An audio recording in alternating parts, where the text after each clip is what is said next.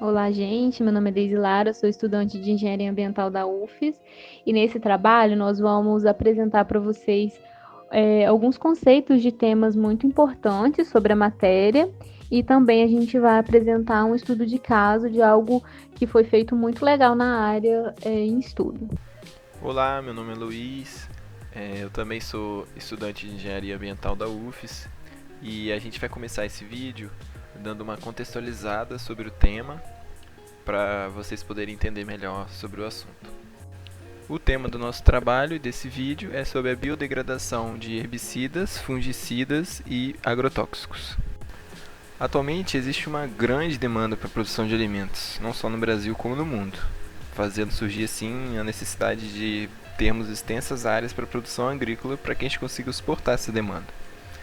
Nessas áreas podem surgir pragas, ervas daninhas ou micro-organismos que podem danificar a plantação ou até mesmo dizimar a lavoura do produtor.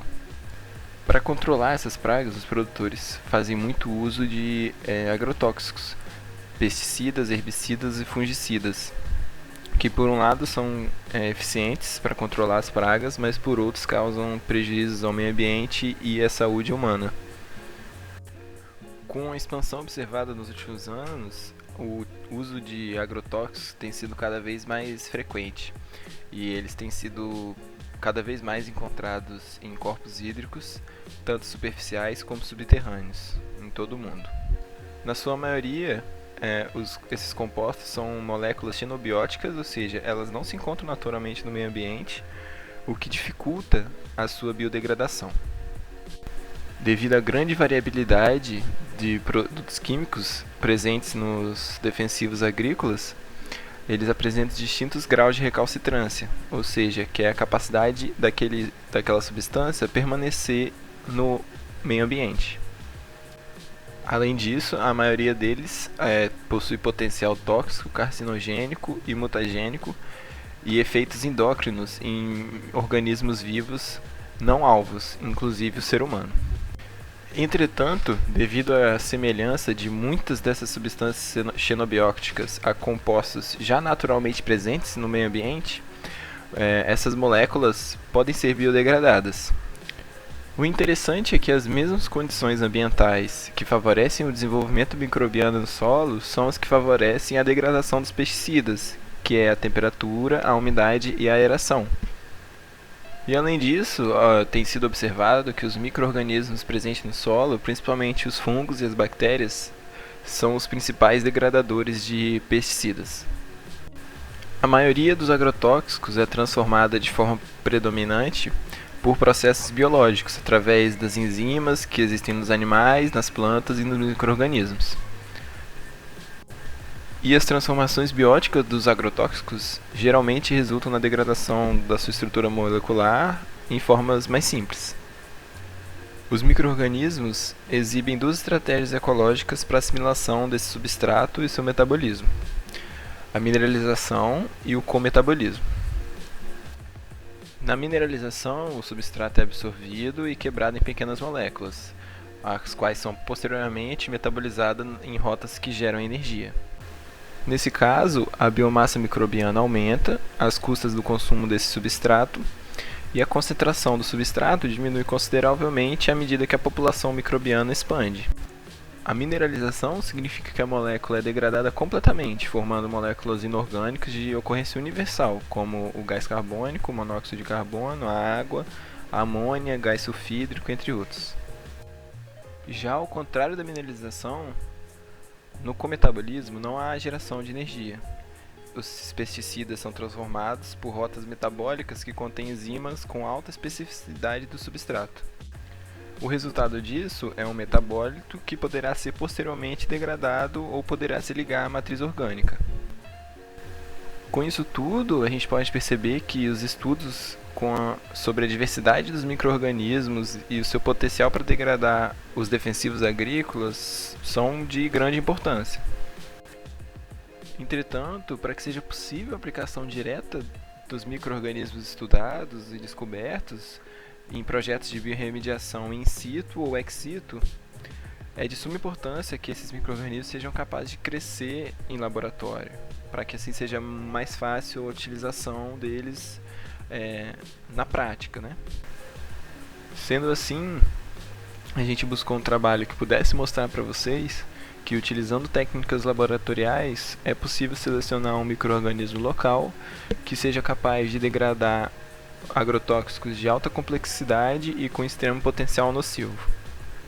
O estudo de caso que a gente trouxe para falar para vocês agora se chama Estudo do Potencial de Degradação da Atrazina por Bactérias Bioprospectadas de Lavouras de Cana-de-Açúcar. Esse estudo, ele se passa no estado do Mato Grosso do Sul. Agora que a gente já conhece a importância do uso de herbicidas e agrotóxicos no solo para a produção de alimentos em grande escala, a gente vai trazer isso para um olhar na lavoura de cana-de-açúcar. E o estado de Mato Grosso do Sul, ele tem uma grande expansão canavieira por causa do seu alto potencial de recursos naturais e apoio do setor produtivo. Nesse sentido, o estudo tem o objetivo de mostrar que no solo, naturalmente, já existem bactérias capazes de biodegradar alguns tipos de herbicida. O herbicida que a gente mais vai falar nesse estudo vai ser o atrazina, que é um herbicida muito utilizado na lavoura de cana-de-açúcar. Para esse estudo acontecer, os estudantes lá da UFGD coletaram amostras de solo de 2 fazendas do estado do Mato Grosso do Sul. Essas fazendas têm no seu histórico o uso de alguns herbicidas, incluindo o atrazina.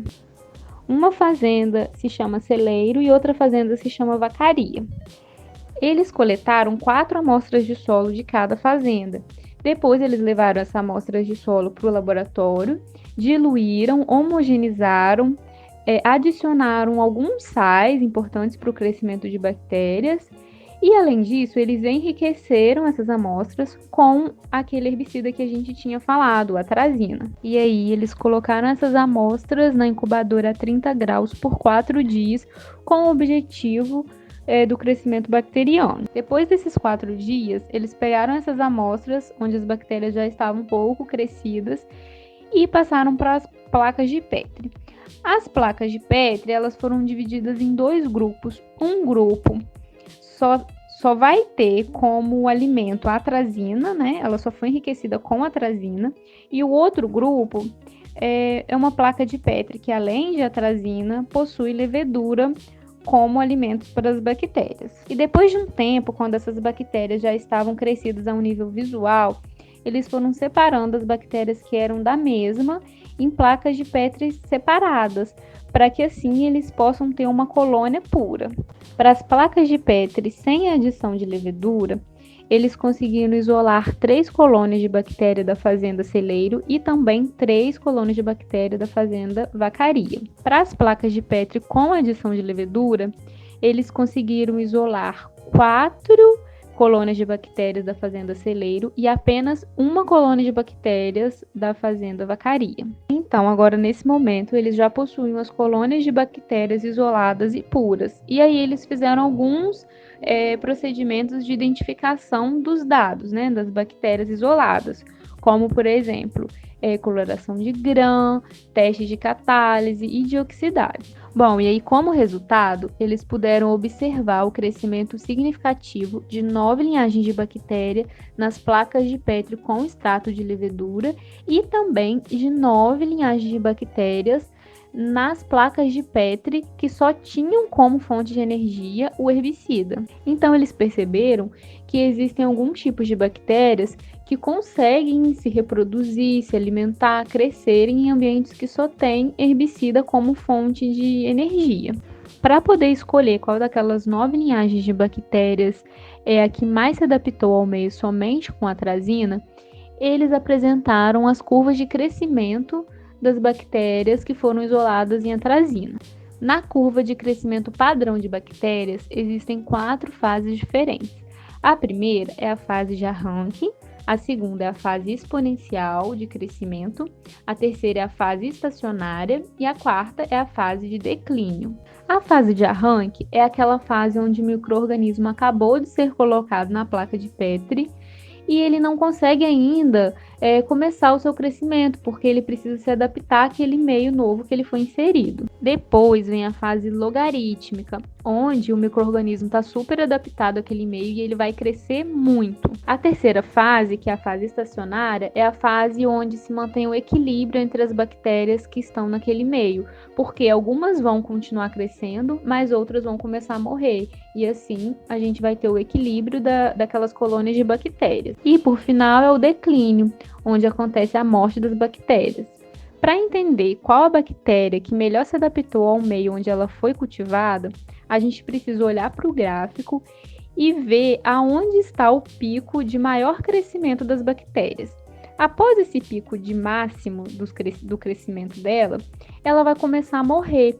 Então, a bactéria que melhor se adaptou ao meio é aquela que começa a sua morte mais tardia, ou seja, aquela que tem o seu pico de máxima mais tarde. E aí, analisando os gráficos, eles puderam concluir que a cepa que melhor apresentou adaptação ao crescimento na presença do herbicida atrazina foi uma cepa da fazenda Celeiro.